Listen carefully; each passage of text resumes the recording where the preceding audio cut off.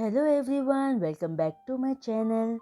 Guys, sorry कि आज की वीडियो मैं लेट अपलोड कर रही हूँ, और वो इसलिए क्योंकि मॉर्निंग से मेरे घर का वाईफाई नहीं चल रहा था, इसलिए मुझे लेट हो गया। लेकिन आने वाले सैटरडे या संडे में से किसी एक दिन मैं आप सबके लिए 2 वीडियोस अपलोड करूँगी। ठीक है। और जो भी चैनल पर नए आ रहे हैं, प्लीज़ चैनल को सब्सक्राइब कर लीजिए। तो अब चलिए आज का वीडियो एक्सप्लेनेशन हम शुरू करते हैं। लास्ट पार्ट में हमने देखा था कि यीबो जीशुआन और जोए को चोंगजिंग से जाने से रोककर उन्हें एक मेंशन में नजरबंद कर देता है ताकि वो अपनी गलती मान ले।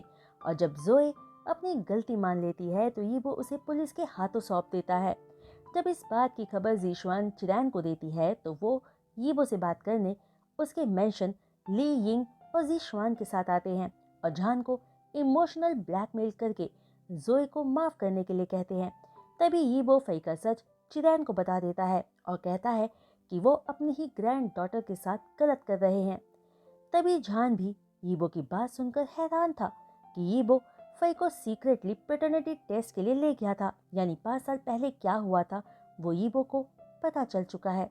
ये सोचते हुए जान के दिल की धड़कन तेज हो गई थी और वो अपनी हथेलियों को बुरी तरह से मसलने लग जाता है। ठीक उसी वक्त यीबो जान की तरफ देखता है जिसके चेहरे पर उदासी थी, जिसे देख यीबो समझ गया था कि जान क्या सोच रहा है। पर ये वक्त यीबो के लिए जान से बात सेटल करने का नहीं बल्कि अपने फादर और ली यिंग से बात सेटल करने का था। तभी यीबो पूरे कॉन्फिडेंस से कहता है, डैड, फई मेरी सगी बेटी है, आपकी अपनी ग्रैंड डॉटर। तो क्या अपनी स्टेप डॉटर के लिए अपनी ही ग्रैंड डॉटर के साथ आपका ऐसा करना सही है? ये सब सुनकर जीशुआन हैरान और परेशान थी, इसलिए फौरन सबसे बड़ा कर कहती है कि फई ने खुद कहा था कि वो यीबो की सगी बेटी नहीं है, तो ये ऐसा कैसे हो सकता है? वो एक बच्ची है और उसने इतना बड़ा झूठ बोला। जिसे सुनकर यीबो जीशुआन की तरफ देखकर कहता है कि बच्चों को सब कुछ नहीं पता होता, और जीशुआन ने उसकी इस सारी बातों पर यकीन कर लिया। वो तो बहुत बड़ी बेवकूफ़ निकली और अब उसे वापस अब्रॉड जाकर अपनी पढ़ाई दोबारा से शुरू करनी चाहिए। यीबो की बात सुनकर जीशुआन अपने दांत पीसती रह जाती है। वहीं चिरैन, जिसने टेस्ट रिपोर्ट अपने हाथों में अभी भी पकड़ा हुआ था, उसके हाथ कांपने लगते हैं। तभी चिरैन की हालत देखकर ली यिंग कहती है कि यीबो अपने डैड को ब्लेम ना करे, क्योंकि ये सब उन्होंने ली यिंग के लिए उसके कहने पर किया था, तो यीबो उसे ब्लेम करे। जिसके बाद चिरैन कहता है कि वो फई से मिलना चाहता है, पर यीबो साफ मना कर देता है कि वो फई से नहीं मिल सकते, और अब जब उनकी बेटी का मैटर सेटल हो गया है तो वो यहाँ से जा सकते हैं। यीबो के इतने हार्श शब्द सुनकर चिरैन शर्मिंदा हो जाता है, क्योंकि ये सच था कि उसने फई और जोए को इक्वली ट्रीट नहीं किया था, जिसके लिए चिरैन खुद को दोष दे रहा था। जिस पर ली यिंग चिरैन के पक्ष में बोलती है कि यीबो के डैड वोंग फैमिली के बच्चे को एक बार बस देखना चाहते हैं, क्योंकि उनका बड़ा बेटा कई सालों से बेड पर कोमा में है, तो इसलिए उनको सिर्फ यीबो से उम्मीद है। पर यीबो एक सरकास्टिक स्माइल के साथ सोचता है कि मेरे डैड सिर्फ इस औरत की बेटी को बचाने में लगे हुए हैं, तो उसकी बेटी का क्या उसके डैड फई के लिए एक बार नहीं सोच पाए? बेशक ली यिंग ने इतने सालों वांग फैमिली को बहुत अच्छे से संभाला था, पर पता नहीं क्यों यीबो आज तक उसे अपना नहीं पाया था और ना ही पसंद करता है। तभी अपने ख्यालों से बाहर निकलकर यीबो पैटर्निटी टेस्ट की रिपोर्ट को वापस अपने पॉकेट में रखते हुए जान को उन्हें बाहर तक छोड़ने को बोलता है। यीबो के ऐसे बिहेव को देखकर जान के लिए चीजें मुश्किल ना बनाते हुए चिरैन खुद ही अपनी जगह से उठते हुए कहता है, ठीक है, तो अब हम जाते हैं। चिरैन के साथ ही जान भी अपनी जगह से उठ जाता है और चिरैन को रोकते हुए कहता है, डैड, आप रुकिए, मैं अभी फई को नीचे बुलाता हूँ। जान ने अपनी बात पूरी ही की थी कि तभी एक स्वीट वॉइस सुनाई देती है, मॉम, क्या आप मुझे बुला रहे थे? फई की प्यारी आवाज़ सबका ध्यान अपनी तरफ खींच लेती है और सब उस आवाज़ की तरफ देखने लगते हैं, सिवाय जीशुआन के। चिरैन एक छोटी सी लड़की को रेलिंग पकड़ते हुए सीढ़ियों से नीचे आता देखता है, जिसकी बड़ी बड़ी आंखें, चमकता चेहरा और उसकी क्यूटनेस किसी का भी दिल पहली नज़र में ही जीत ले। तभी जान हाथ के इशारे से फई को नीचे अपने पास बुलाता है, पर ये वो जान के ऑपोजिट फौरन फई को वापस ऊपर जाने को कहता है, जिसकी वजह से फई अपनी ही जगह पर खड़ी रह जाती है और क्यूटली पूछती है, डैडी, मॉम, आप दोनों को क्या हुआ है? क्या आप दोनों ने झगड़ा किया है? जिस पर दोनों ही एक साथ ना कह देते हैं। तो वही फौरन भाग कर आकर यीबो की गोद में चढ़कर बैठते हुए पूछती है, डैडी आपको क्या हुआ है? आपको किसी ने अपसेट किया है? फई जी शुआन की तरफ देखते हुए पूछती है। तभी फई की नज़र चिरैन और ली यिंग पे जाती है तो वो यीबो से उनके बारे में भी पूछती है कि ये मेहमान कौन है। पर फई के इस सवाल का जवाब देने के लिए चान फई को अपने पास बुलाकर कहता है कि ये दोनों उसके ग्रैंडफादर और ग्रैंडमा है। जिसे सुनकर फई इनोसेंटली कहती है कि ली यिंग तो उसकी ग्रैंडमा जैसी बिल्कुल नहीं लगती, वो तो उसकी आंटी जैसी लगती है। फई की बातों पर ली यिंग स्माइल करने लगती है, पर जान फई के कंधों पर हाथ रखकर उसे समझाते हुए कहता है कि आंटी उसकी ग्रैंडपा की वाइफ है, इसलिए वो फई की ग्रैंडमा हुई तो उसे उन्हें अच्छे से ग्रीट करना चाहिए। जान की बात सुनकर फई चिरैन और ली यिंग की तरफ देखकर कहती है, हेलो ग्रैंडपा, ग्रैंडमा, मुझे आपसे मिलकर अच्छा लगा। मैं फई हूँ और मैं 5 साल की हूँ। फई की मैग्नेटिक और क्लियर वॉइस सुनकर चिरैन को बहुत अच्छा लगता है और वो फई को अपने पास बुलाकर बहुत प्यार से और ध्यान से देखते हैं, जो दिखने में थोड़ी थोड़ी यीबो जैसी थी, पर उसका चाल ढाल और व्यवहार बिल्कुल यीबो जैसा था, जो वोंग फैमिली के बच्चे का ही ऐसा टेम्परामेंट हो सकता था। तभी चिरैन फई से खुद को एक बार और ग्रैंडपा कहकर बुलाने को कहता है, तो फई स्वीटली दोबारा से चिरैन को ग्रैंडपा कहकर बुलाती है, जिसे सुनकर चिरैन का दिल फई के लिए प्यार से भर जाता है और फई चिरैन का हाथ पकड़कर उन्हें दोबारा काउच पर आराम से बैठा देती है। जिसके बाद चिरैन फई के चेहरे को थाम कर उससे माफ़ी मांगते हैं उसके साथ गलत करने के लिए। तभी फई के पजल्ड लुक को देखते हुए चिरैन फई को बताता है कि जोए उसके ग्रैंडपा और ग्रैंड माँ की बेटी है और फई को जोए की वजह से चोट लगी, जिसके लिए वो दोनों सॉरी हैं। पर जोए को पुलिस के हाथों नहीं छोड़ सकते, इसलिए वो जोए को यहाँ से ले जाकर खुद पनिशमेंट देंगे फई को हर्ट करने के लिए। पर फई चिरैन से कहती है कि वो उन्हें समझती है और यकीन करती है कि फ्यूचर में उसके ग्रैंडपा फई को सफ़र करने नहीं देंगे। फई को इतनी सी एज में बातों को मैच्योरली हैंडल करते देख चिरैन को प्राउड फील होता है और वो जान से फई को इतनी अच्छी परवरिश देने के लिए थैंक्स कहता है।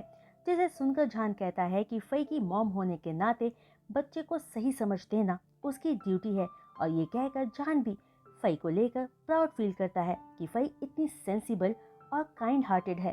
उसके बाद चिरैन जान को कहता है कि वो फई को लेकर बीजिंग आए ताकि वो सबसे फई को मिलवा सके।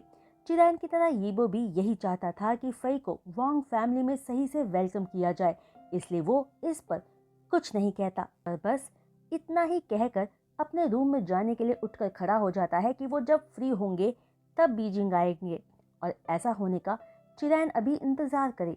जिसके बाद यीबो फई से उसका फेस क्लीन करके रेस्ट करने जाने को बोलता है और अपने फादर को दोबारा बाहर का रास्ता दिखाता है। चिरैन समझ रहा था कि यीबो अभी भी उससे नाराज है, पर चिरैन यीबो की हरकत पर नाराज नहीं होता क्योंकि वो इस बार सच में गलत था। यही सोचकर चिरैन वहां से दोबारा जाने के लिए अपनी जगह से उठता है तो जान उन दोनों को एक रात के लिए वहीं रुकने की रिक्वेस्ट करता है और कहता है कि चोंगचिंग में उनका अपना घर है तो वो होटल में ना रहें और यहाँ फई के साथ वक्त बिताएं। जिसे सुनकर फई भी चिरैन और ली यिंग से रिक्वेस्ट करने लगती है और पलटकर यीबो को देखकर उसे भी ग्रैंडपा और ग्रैंडमा को रोकने के लिए कहती है, पर यीबो वहां से बिना कुछ कहे अपने रूम में चला जाता है। तो जान चिरैन को यकीन दिलाते हुए कहता है कि यीबो ने ना नहीं कहा, इसका मतलब वो भी चाहता है कि उसके डैड आज यहीं रुक जाए। जिसके बाद चिरैन जान की बातों और फई की जिद के आगे हार कर वहीं रुक जाता है। तो ये देखकर ज़ीशुआन खुद को सबसे अलग महसूस करती है, इसलिए मिस्टर और मिसेस चिरैन को बाय कहकर वहां से फौरन चली जाती है क्योंकि वो वहां शर्मिंदा हो रही थी। ज़ीशुआन के जाते ही जान फई को उसके ग्रैंडपा और ग्रैंड माँ के पास छोड़कर उनके लिए रूम रेडी करने चला जाता है और जब फ्रेश ब्लैंकेट कवर और बेडशीट लेने अपने रूम में आता है तो यीबो उसे अपने कमरे के फ्रेंच विंडो के पास खड़ा दिखता है। तभी जान यीबो के पास जाकर पूछता है कि क्या वो अभी भी नाराज है। जिसे सुनकर यीबो जान को देखकर कहता है, क्या तुम्हारी नजरों में मैं इतना छोटा इंसान हूँ? यीबो की बात और उसके देखने के तरीके से ब्लश करते हुए जान बताता है कि मिस्टर एंड मिसेस चिरैन एक रात के लिए उनके साथ रुकने के लिए मान गए। जिसे सुनकर यीबो कहता है कि वो जानता है, वो रुक गए हैं। ये कहकर यीबो जान की ब्राइट सिल्वर आईज में देखते हुए पूछता है, क्या तुम मुझे और कुछ नहीं कहना चाहते? फई तुम्हारी ही बायोलॉजिकल डॉटर है और ये बात मैंने इतने सालों अपने अंदर छुपा कर रखी, इसके लिए सॉरी। जान बिना कोई रीजन बताते हुए सिर्फ माफी मांगता है, जिसे सुनकर भारी मन से यीबो पूछता है, तुम क्यों मुझसे सारी बातें छुपाते हो? क्या मैं तुम्हारा विश्वास पाने के लायक नहीं हूँ? यीबो के इस सवाल पर जान यीबो की आंखों में देखते हुए कहता है कि उसकी सच बताने की हिम्मत नहीं हुई थी। जब वो दोनों मिले थे तब एक दूसरे के क्लोज नहीं थे और वोंग फैमिली की पावर को जानते हुए वो ये सच बताने से डरता था, क्योंकि अगर यीबो को उस वक्त पता चलता कि फई उसकी अपनी बेटी है तो वो हर कीमत पर उसे जान से ले जाता और जान के पास फई के अलावा और कुछ नहीं था। और बाद में जब उनका रिश्ता थोड़ा बेहतर हुआ और जान ने देखा कि यीबो फई को बहुत अच्छे से ट्रीट करता है, तब वो बताना चाहता था कि फई यीबो की ही बेटी है, पर तब इसलिए बताने से डरता था कि कहीं यीबो उसे दोषी मानकर उसे गलत समझते हुए खुद से दूर न कर दे। जहान की पूरी बात सुनकर यीबो गहरी सांस भरते हुए कहता है, पर जब मुझे ये पता चल गया था कि तुमने फई को बर्थ डेरन को बचाने के लिए दिया है, तब भी तुमने मुझे सच नहीं बताया कि फई का रियल फादर मैं हूँ। तुमने सच में ये बात छुपाने के लिए बहुत मेहनत की है। मैंने कभी नहीं सोचा था कि जिस लड़के ने 5 साल पहले मुझे अपनी जाल में फंसाया था वो तुम होगे। पर लिंग जियाओ से फई का सच जानकर जब मैंने फेंगशिंग को सच पता लगाने को कहा, तब हमें उस लड़के और तुम्हारे बीच बहुत सारी सिमिलैरिटीज मिली। सारे सबूत यही बता रहे थे कि तुम ही वो 5 साल पहले वाले लड़के हो सकते हो। इसलिए अपने शक को दूर करने के लिए मैं फई को पैटर्निटी टेस्ट के लिए ले गया था और रिजल्ट वही निकला जो मैंने एक्सपेक्ट किया था। फई मेरी ही बेटी है और तुम ही वही 5 साल पहले वाले लड़के हो। ये सब कहते हुए मानो यीबो के सीने में कुछ अटक रहा हो, क्योंकि उसे सांस लेने में परेशानी हो रही थी। तभी जान आराम से पूछता है, क्या तुम्हें कभी किसी और इंसान पर शक नहीं हुआ? जान ने ऐसा इसलिए पूछा था क्योंकि वोंग यीबो जैसे आदमी के लिए ये पॉसिबल नहीं था कि वो सिर्फ जान के साथ ही सोया हो। तुम्हें क्या लगता है कि मैं किसी के साथ भी सो जाता हूँ? यीबो अपनी आंखों को जान के चेहरे पर फिक्स करते हुए आगे कहता है, मैं सिर्फ आज तक तुम्हारे साथ ही सोया हूँ स्टूपिड मैन। यीबो का क्लैरिफिकेशन सुनकर जान की आंखें हैरानी से बड़ी हो जाती है और वो और ज्यादा गिल्ट फील करने लगता है। तो यीबो आगे कहता है, तुम इतना आगे बढ़े कि अपने आप को सेक्रीफाइस कर दिया, दूसरों को धोखा दिया, स्कीम्स बनाई, अपने ही बच्चे को उस आदमी को बचाने के लिए इस्तेमाल किया और मुझे मेरी ही बेटी से अलग रखा। जान, तुम कितने बेरहम हो। ये वो जानता था कि उसे जान के पास्ट के लिए उसे कुछ नहीं कहना चाहिए, पर वो ये बर्दाश्त ही नहीं कर पा रहा था कि जान ने उसके खिलाफ स्कीम्स बनाई थी और फई का सच इतने समय से उससे छुपा कर रखा। वो इसके लिए जान को माफ नहीं कर सकता था। तभी वो ये सोचते हुए जान से आगे कहता है, मैं ये भूल सकता हूँ कि तुमने मुझे फंसाने के लिए स्कीम्स बनाई थी, पर तुमने मेरी बेटी का एम्बिलिकल कॉर्ड ब्लड उस हार्टलेस इंसान को बचाने के लिए इस्तेमाल किया। ये मैं कैसे भूल जाऊं? ये सब सुनकर जान यीबो से फिर एक बार सॉरी कहता है, पर यीबो सॉरी एक्सेप्ट नहीं करता और जान से सोचने को कहता है कि वो इन सब के लिए यीबो को कैसे कॉम्पनसेट करेगा। यीबो की बात पर जान अपने आंसू रोकते हुए यीबो को ठीक है कहकर वहां से गेस्ट रूम की तरफ चला जाता है। वहीं जान गेस्ट रूम को चिरैन के लिए रेडी ही कर रहा था कि वहां ली यिंग आ जाती है और जान की मदद करने की कोशिश करती है, पर जान ली यिंग को ऐसा करने से रोक देता है। तभी ली यिंग जान से पूछती है कि कहीं उनकी वजह से यीबो ने जान पर गुस्सा तो नहीं किया ना, जिस पर जान ना कह देता है, जिसे सुनकर ली यिंग का मन शांत हो जाता है। उसके बाद ली यिंग जान से जोई की तरफ से माफी मांगते हुए कहती है कि यीबो जोई की वजह से गुस्से में है, तो शायद जान को उनकी वजह से यीबो का गुस्सा झेलना पड़ सकता है, क्योंकि यीबो अभी भी बहुत ज्यादा प्रेशर में है। तो जान पोलाइटली कहता है कि यीबो उसके साथ हमेशा ही अच्छे से पेश आता है और उसे हर चीज के लिए माफ कर देता है, जिसे सुनकर ली यिंग रिलीव्ड फील करती है। अगले दिन मॉर्निंग में जान चिरैन की पसंद का सारा ब्रेकफास्ट बनवाता है, जिसे देख चिरैन जान से बहुत खुश होता है और जान से कहता है कि उसे वोंग फैमिली में पाकर वो सारे बहुत खुश है, जिस पर ली यिंग भी अपनी सहमति देती है उसके बाद चिरैन पूरी फैमिली के साथ ब्रेकफास्ट एंजॉय करता है। खास तौर पर अपने सामने फई को देखकर चिरैन को आज ब्रेकफास्ट ज़्यादा पसंद आ रहा था। ब्रेकफास्ट के बाद चिरैन और ली यिंग जोई को लेकर बीजिंग वापस चले जाते हैं और झान और यीबो फई को स्कूल ड्रॉप करके अपने अपने ऑफिस चले जाते हैं। वहीं ऑफिस पहुंचकर झान अपने रेजिग्नेशन लेटर के साथ लीशियान के पास पहुंचता है, जिसे लीशियान एक्सेप्ट करने से मना करता है। पर वो झान की डिटर्मिनेशन को अच्छे से जानता था, पर अपने इतने अच्छे और एक्सीलेंट डिज़ाइनर को भी खोना नहीं चाहता था। अपने रेजिग्नेशन लेटर को लीशियान को देने के बाद झान वापस क्लाउड रिसोर्सेज कम्युनिटी में आकर एक लेटर जो वो ऑफिस से प्रिंट करके लाया था अपने रूम के बेड साइड टेबल पर रखकर 2 सूट केसेस में अपने और फई के कपड़े पैक कर लेता है। और पैकिंग के बाद झान टैक्सी लेकर फई को किंडरगार्टन से पिक करके एयरपोर्ट चला जाता है। वहीं एयरपोर्ट पर अपनी फ्लाइट का इंतजार करते हुए फई झान से पूछती है कि वो कहाँ जा रहे हैं और डैड साथ क्यों नहीं आ रहे, जिस पर झान फई के बालों को ठीक करते हुए प्यार से कहता है, हम तियानजिन वापस जा रहे हैं। डैड अपने काम में बहुत बिजी हैं, तो हमें वो करना है जो हमें करना चाहिए और डैड को परेशान नहीं करना है। जिसे सुनकर फई कहती है कि ग्रैंडपा ने डैड को उन्हें लेकर बीजिंग आने को कहा था, तो क्या काम पूरा होने के बाद डैड उनके पास आ जाएंगे। जिस पर झान कहता है कि वो दोनों फई के डैड का तियानजिन में आने का इंतजार करेंगे। उसके बाद वो दोनों तियानजिन पहुंचकर बस लेकर तियानजिन के एक गांव में पहुंचते हैं, जहां पहुंचकर अपने बचपन की यादों को याद करते हुए झान फई का हाथ थामे एक घर की तरफ बढ़ने लगता है। उस घर के मेन दरवाजे को खोलते ही उसे एक बड़ा सा आंगन और एक सिंपल सा घर दिखता है, जहां आंगन में बहुत सारे चिकन्स और डक्स थी और हर तरफ फूल और पौधे थे। ठीक उसी समय एक ओल्ड मैन जो अपने 70s में था, कमरे से बाहर हाथ में कॉर्न्स लिए आता है और झान को देखते ही फ्रोज हो जाता है। पर अगले ही पल एक्साइटमेंट में झान का नाम लेता है। झान, ग्रैंडपा। झान भागकर अपने ग्रैंडपा के गले लग जाता है, जैसा वो बचपन में लग जाया करता था, और अपने ग्रैंडपा से नम आंखों के साथ कहता है, ग्रैंडपा, मैं आपसे मिलने वापस आ गया।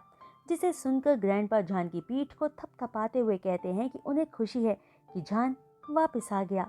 तभी फई भी अपना इंट्रोडक्शन देते हुए अपने ग्रेट ग्रैंडपा को कहती है कि वो फई है और वो 5 साल की है। दोनों को अपने सामने ऐसे देख ग्रैंडपा कहते हैं कि काश आज झान की ग्रैंडमा जिंदा होती तो दोनों को अपने सामने देखकर बहुत खुश होती। जिस पर झान अपना हक ब्रेक करते हुए कहता है कि ग्रैंडमा उन्हें ऊपर हेवन से अभी भी देख रही होंगी, इसलिए ग्रैंडपा को दुखी होने की जरूरत नहीं है। तभी ग्रैंडपा झान से फई के डैड के बारे में पूछते हैं कि वो कहाँ है, जिसका जवाब फई देने ही वाली होती है, पर झान उसे रोकते हुए मिडिल रूम से लेफ्ट साइड रूम का डायरेक्शन बताते हुए अंदर जाने को कहता है, जो झान का रूम हुआ करता था।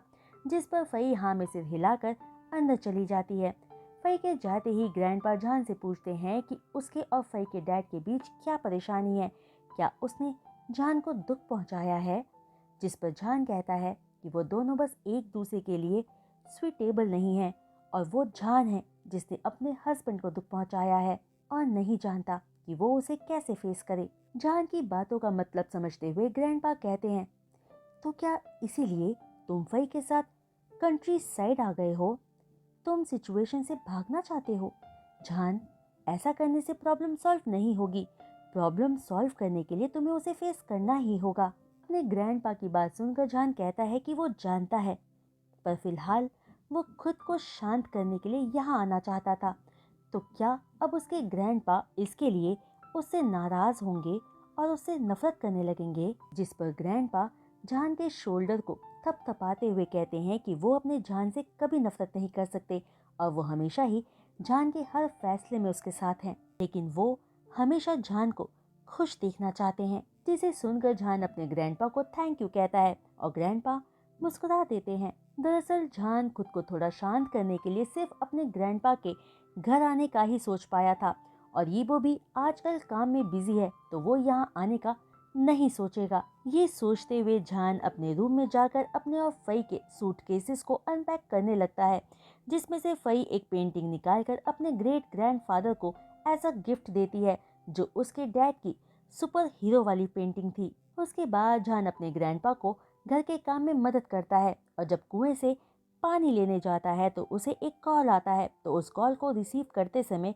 गलती से उसका फ़ोन पानी से भरे बकेट में गिर जाता है, जिसमें से फ़ोन निकाल कर दुखी होते हुए फई कहती है, मॉम, फ़ोन तो पूरा खराब हो गया, अब डैड हमसे बात नहीं कर पाएंगे। जिस पर फई को समझाते हुए जान कहता है कि फ़ोन ठीक करवा लेगा वो, और अगर नहीं हुआ तो नया फ़ोन ले लेगा। उसके बाद वो दोनों वापस घर के अंदर जाकर ग्रैंडपा के साथ डिनर एंजॉय करते हैं। दरअसल जान ने देख लिया था कि वो कॉल यीबो का था और शायद वो लेटर पढ़ने के बाद ही उसने जान को कॉल लगाया था। वहीं दूसरी तरफ यीबो अभी भी चोंगचिंग में था और जान को कॉल मिलाकर 2-3 रिंग्स के बाद जैसे ही उसका फ़ोन बंद हो गया, यीबो परेशान हो जाता है और लगातार कई बार जान का नंबर ट्राई करता है, पर फ़ोन हर बार स्विच ऑफ ही आता है। दरअसल यीबो आज सारा दिन बहुत बिजी था, तो जान और फई से बात नहीं कर पाया था और जब वो घर आया तो मेड उसे बताती है कि जान और फई घर में नहीं है।